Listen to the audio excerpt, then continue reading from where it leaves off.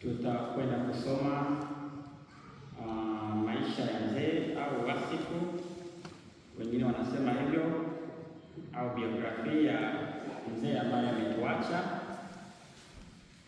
Kwa majina, marehemu aliitwa Suze Kabulo.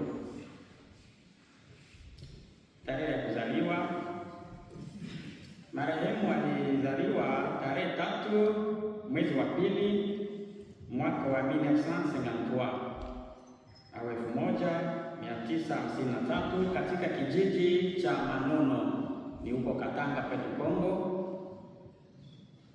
Na hiki ni kipindi ambacho baba yake alipokuwa mite kikazi, yani alipopelekwa Manono kikazi, ndipo penye marehemu alizaliwa huko Manono.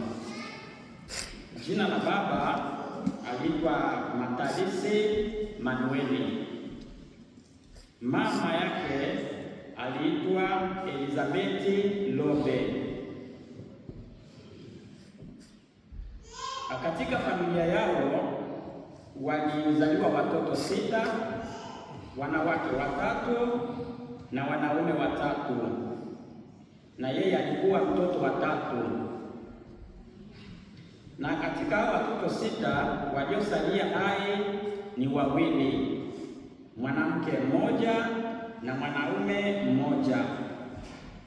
Yeye ndiye aliyekuwa amebaki kama afisi ene au mtoto wa kwanza wa familia baada ya ndugu zake waliomtangulia au waliozaliwa mbele yake kufa. Yeye akabakia kama afisi ene wa familia. Mke wa marehemu,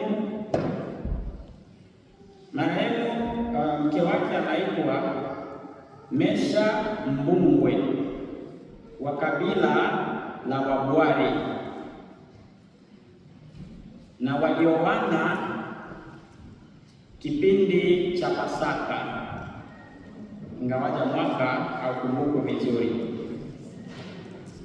Watoto wa marehemu hapa duniani, marehemu alibahatika kuzaa watoto 9 au 9, wanawake 5 na wanaume 4, na wote ni wazima. Wajukuu, marehemu ameacha wajukuu 48 au 48. Na kuhusu elimu au edukasio ya marehemu, baada ya baba yake kupatwa na matatizo ya kiafya, marehemu hakuendelea sana na masomo.